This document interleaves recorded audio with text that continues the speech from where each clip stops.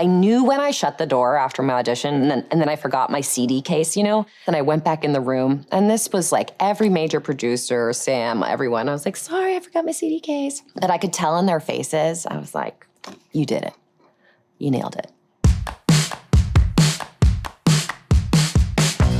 Bring it on. I'm strong and I'm loud. I'm gonna make you proud. I'm Sister Torrance. You're Captain Torrance. Let's go, Torrance. Me and my girlfriends loved watching cheerleading competitions and also beauty pageants. So that's why I dropped Dead Gorgeous, because I wanted to see that. I read Bring It On, and I talked to Peyton Reed, the director, and he was so smart and cool. Like, we just talked on the phone and I knew, oh, this guy is gonna make something really clever. But none of us knew that that would be a success in the way it was. Like, we just thought we were making a little cheerleader movie in La Jolla and San Diego. I can't believe you'd do that to Aaron. Do what? Especially with him. What are you talking about? Oh, don't play dumb. We're better at it than you. You're having cheer sex with him. I mean, I was the youngest of everybody, and so they were having a lot more different fun than I was. They were in a hotel, and I was in a house with my mom. So they were going to Mexico on like a weekend, and I was having my girlfriends come down and like singing Alanis Morissette, going to see the Blair Witch, you know, or the new Dixie Chicks album, going to see Blair Witch in the theaters. So it was I got along with everyone great, but I was definitely still the innocent one on set. I did mostly everything. I mean, I don't know how to do a backflip. I was a bass in junior high, but I flew in Bring It On. I was a flyer in that too. You know, dancing and everything, it's always been a part of my life. I loved learning routines. I loved doing all of that at that age. Okay, guys, let's go out there and do our best. Nothing hits the floor. We stick it. Hands in. I mean, that's kind of who I was, you know? That was another side to me. Like, I had the virgin suicides in me, and then I had the Bring It On gal in me, which I think is all teenage women, you know? It's like when you hear certain musicians for the first time, you're like, oh, that is the way I feel, but you need help expressing that when you're that age. You haven't found all the words yet, or I didn't. When you're a young teenage girl, you're really discovering how to put your feelings into words, and everything is very intense. Spider-Man.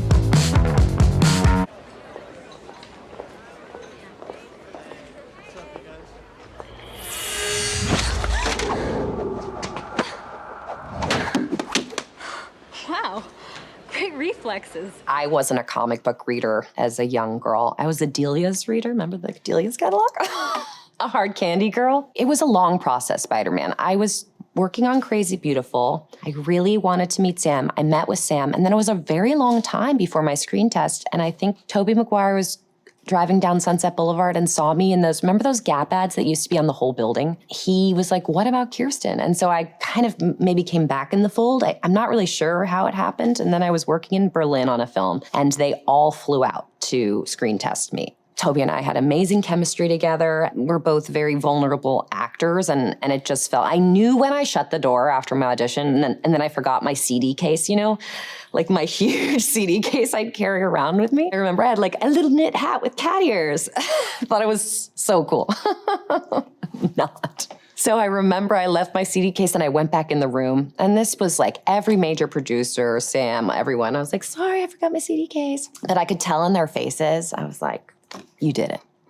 You nailed it. I did do a lot of my stunts in Spider-Man, and I remember one stunt that they tested on me once, and they like pulled me up basically to the top of a Sony soundstage, which is enormous, and they let me free fall until the very last second. And I was like, should have done that on camera. We'll never do that again.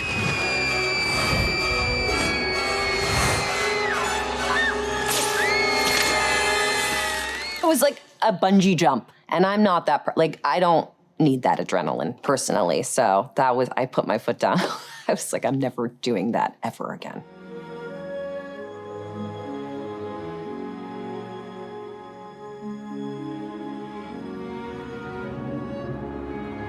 Sam Raimi is a very romantic, gentle soul, but he gave me this book before we did that Spider-Man kiss of like famous kisses from different photographers, and it was in a little book. And Sam had such a childlike, beautiful way of the way he would describe Spider-Man and Mary Jane and their romance. And so there wasn't a specific picture, but I was like, the feeling of making something that will last forever in film, if we can do that and accomplish that, I wanted to be there to make that happen for him. The actual filming of it was really difficult. Tobey was getting water up his nose. He could barely breathe. It was torrential rain that they made, and I was freezing, but it looked great.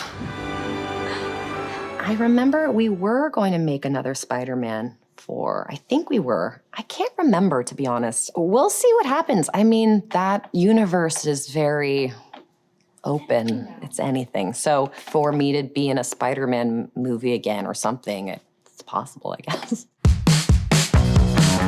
Interview with a Vampire.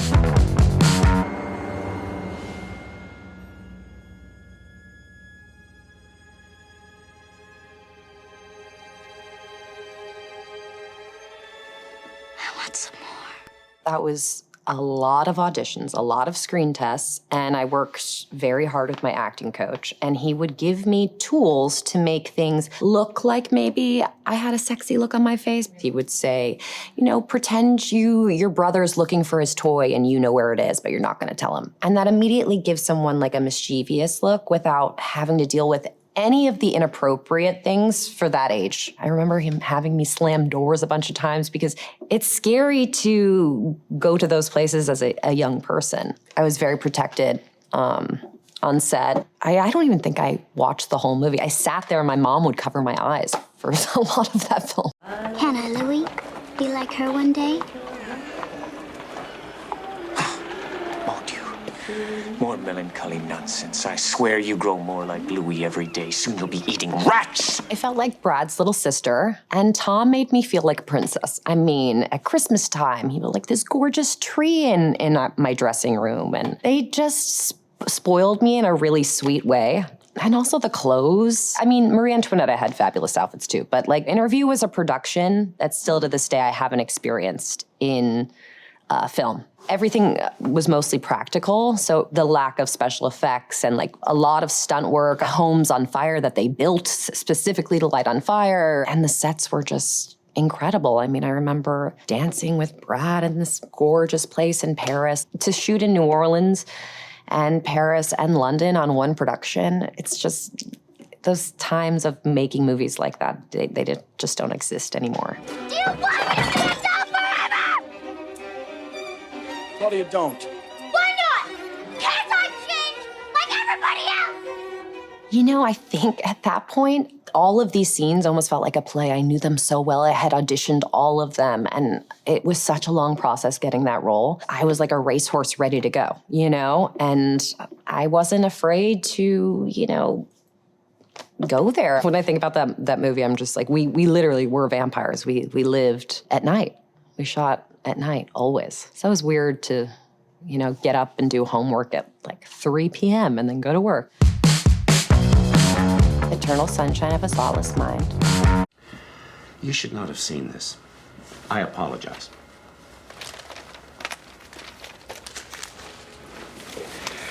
This is a hoax, right? And this is Clem. I assure you, no. No. I read Eternal Sunshine, and I thought this was the best script I've ever read in my life. All Charlie's scripts are like reading a brilliant book. I actually had to kind of chase that movie.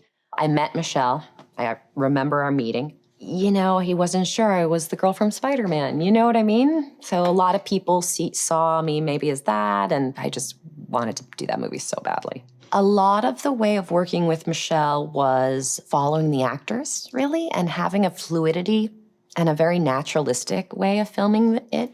Had the idea of swirling in my chair instead of just sitting there, and we had already done a bunch of takes, but none of that matters with working with Michelle. We just did it again in a different way. And also, a lot of things were done practically, which was really cool. Like, I remember Jim Carrey would change costumes quickly, and they'd pan to something else, and then he'd have a beanie on or whatever it was, or just holding up like a screen in front of the camera to blur something out. I was very impressed by all the practical special effects that were very simple. It's beautiful. You look at a baby and it's so pure and so free and so clean, and adults are like this mess of sadness and phobias. We were both sober. We weren't smoking weed. All my scenes with Jim, he had a, the brain helmet thing on. I don't even remember what it's called. And he was just lying in bed asleep. Those were like his break days, I guess. Just listening to me and Mark. The virgin suicides. I thought you died in there. Are you done hugging in the bathroom? I need something.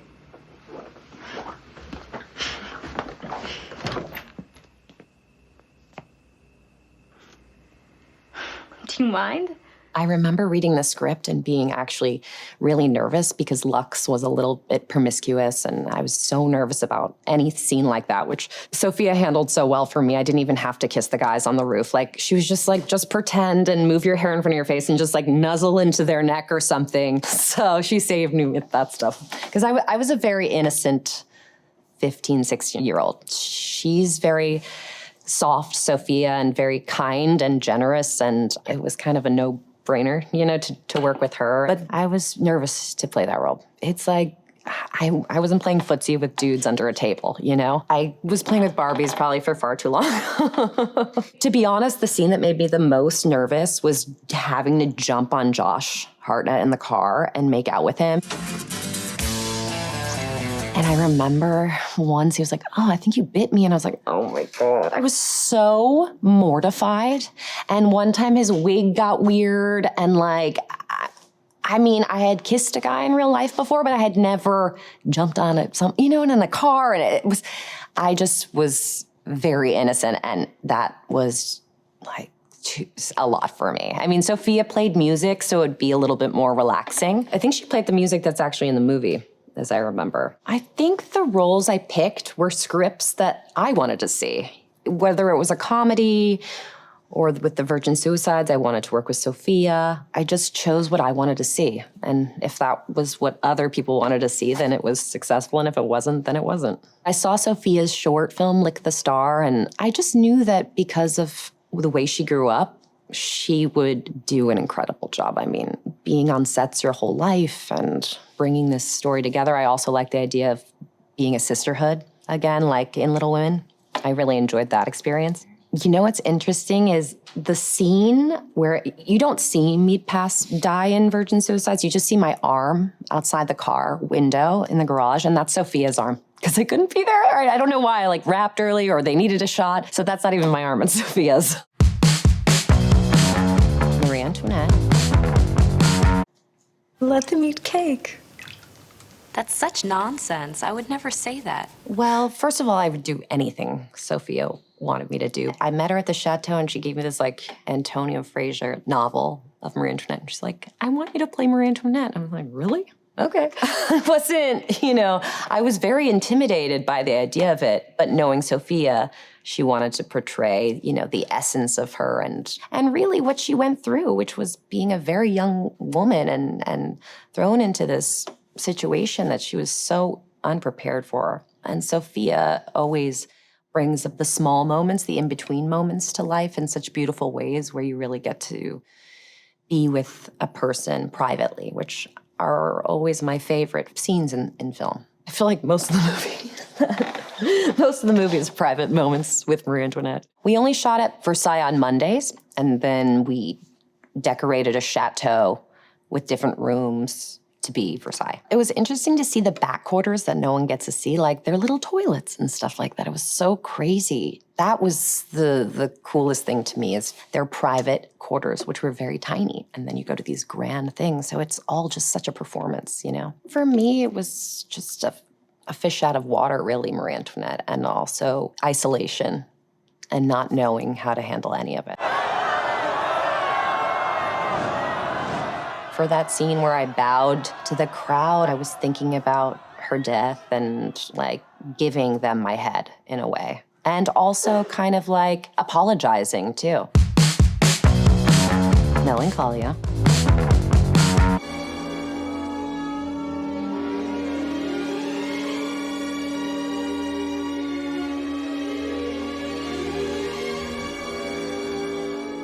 I was working in Montreal and they were like, Lars von Trier wants to meet you. I think we just talked on the phone, to be honest, but I got the script. I read it immediately. And the script it was also written like, it felt like a play or something. And actually, the reason I got that role was because of Paul Thomas Anderson told Lars, like, you should hire Kirsten for this role.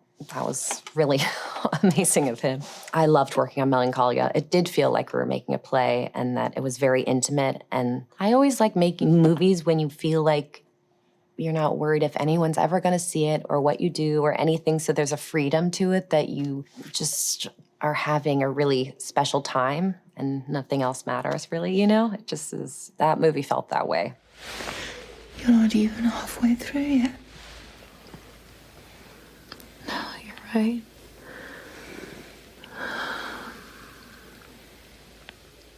I have to pull myself together. Honestly, when you're in the best part of yourself, I think you can go to the worst places. I'd wrap the day and we were all staying at this Swedish hotel / there was homes on the property and I'd get my risotto and have a glass of wine and watch some crappy TV. You know what I mean? Like, you gotta relax after days like that. But also, I'm so not afraid to go there. I have no fear of going to really difficult places. We rehearsed, but we rehearsed for the feeling of something. Not rehearse the actual scenes, but like Charlotte and I would kind of do an improvise of like me trying to eat something and her trying to encourage me to eat, or me trying to fold clothes, or anything that was around her house she was staying in. Like, we were just kind of getting that sister dynamic, and for Lars to be able to see the feeling, I guess, is the best way to describe it. The earth is evil. We don't need to grieve for it. What? Nobody will miss it. Me and Charlotte instantly were actors that really listened to each other, and no one has any pre-planned way of doing something. I mean, I'm sure she does her own work and how to prepare for something, and so do I. But when we actually come together, we're with each other, and she's so natural, and certain people, it's so easy. There's a flow to it where it doesn't even feel like you're acting.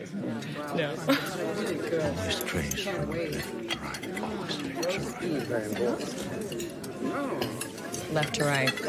I think also it has to do with who's behind the camera. I think that doing a lot of handheld stuff a lot of times allows you that freedom, and it feels more like you're documenting someone's life.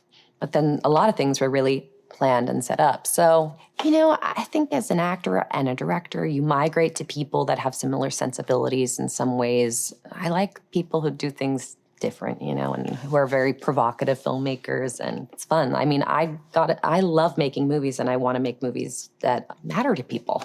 That one matters. Fargo. I ran over him. Hit and run. And then you stabbed him with a gardening tool. The cops, do you think they're gonna believe us? I don't know, but people are gonna look for him. But look, I was careful. I drove the back way all the way home. Peggy. Peggy was one of the most fun roles I've ever played, I think. And I met my husband. It's just like roles like that aren't written. Like, I loved her crazy, delusional mind, and I loved doing dark comedy, and that was just the perfect role for me. Because you get those scripts, you don't get all of them at once. You know, sometimes you're like, what is Peggy doing now? Like, oh my God. Bitch. What did I just see? You gonna be nice?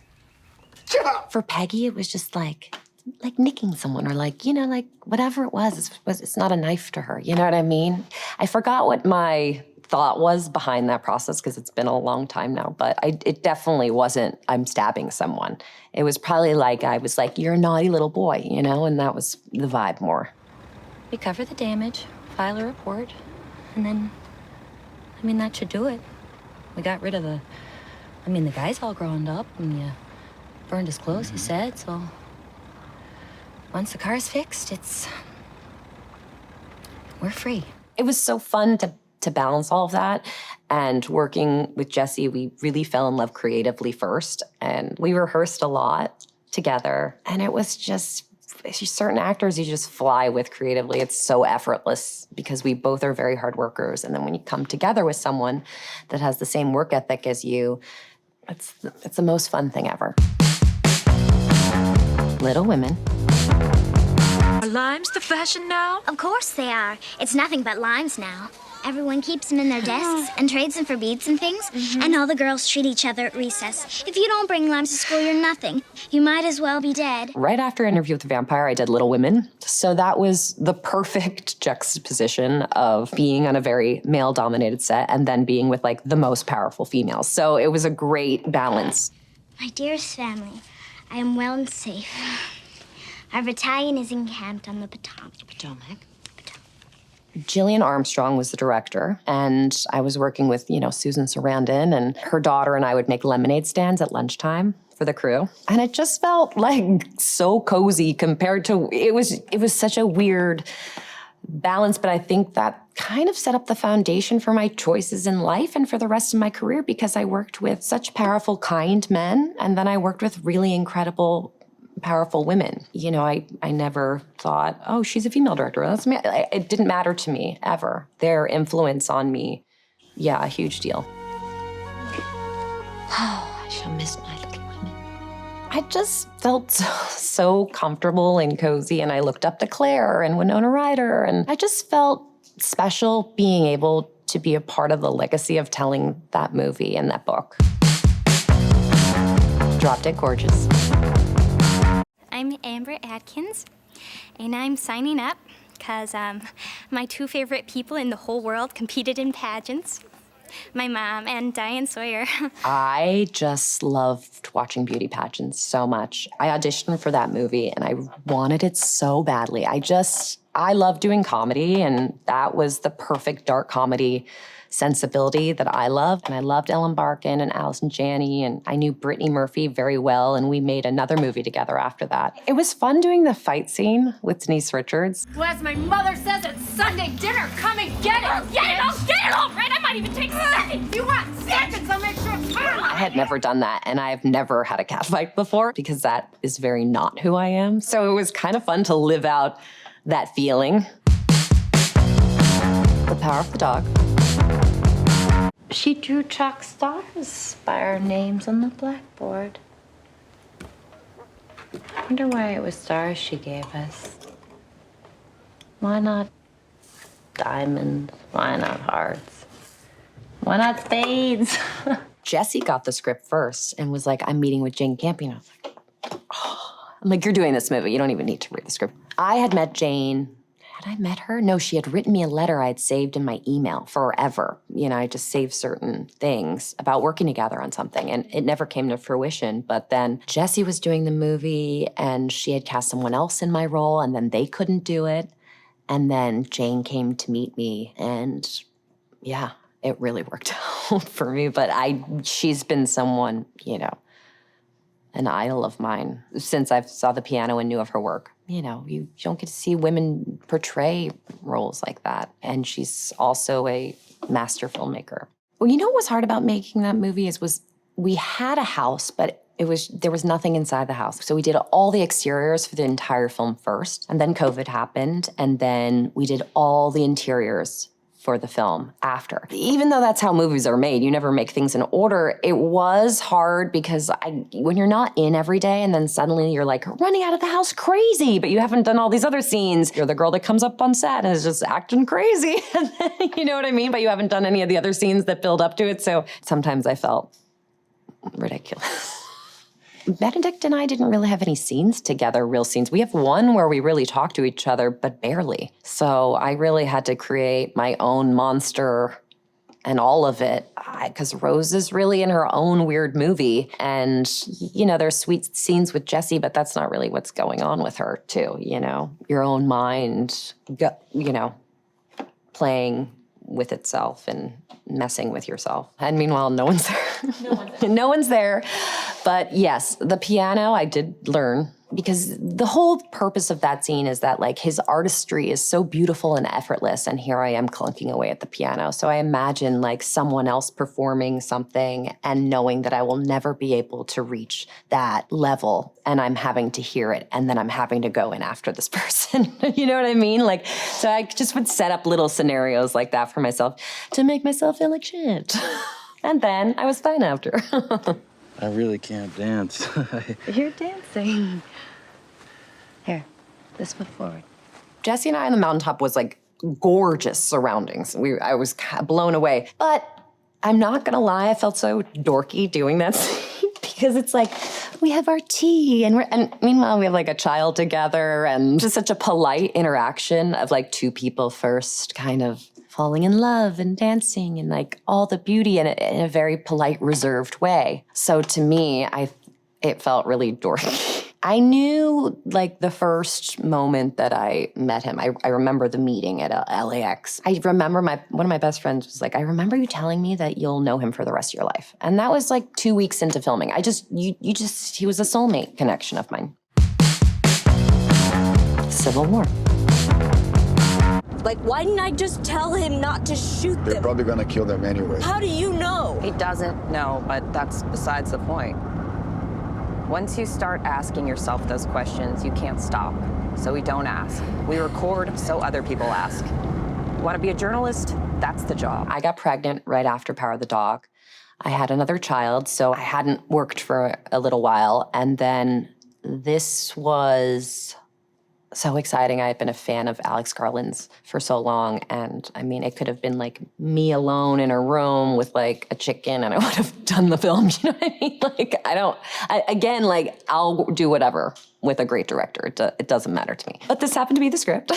And I was on the edge of my seat when I read it. And I knew that he was doing something extremely provocative. And I had never done a movie like this. You know, there's a lot of action in it and portraying a photographer. You know, a very different role from what I'd played in the past. For me, that movie and what starts to happen to her towards the end of the film is really an unconscious, her unconscious mind, I think, taking over, warning her not to keep going. So I think her physical body is literally like working against what she's trying to do to stop her. I know you're really angry about it, and I know you think I don't know shit, but... I'm not angry about that, Jesse.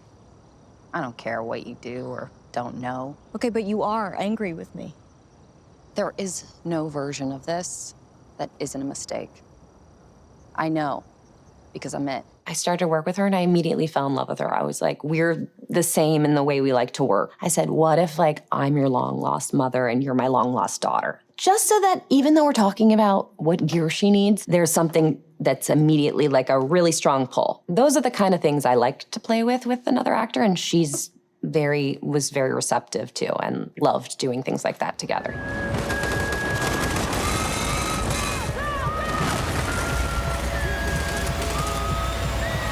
It was mostly CGI in terms of, obviously, all of the Washington, D.C. stuff. They built roads and these huge blockades that we shot with tanks and explosions, and they built part of a downtown city. So it was because of shooting in order for the last 2 weeks, it was so loud and so intense. I mean, I would wear earplugs because I would be like this otherwise, like, I was so not an action girl, you know? Like, let's get in there. Who cares? Even hearing like the blanks hit the tanks, it's like, was so loud.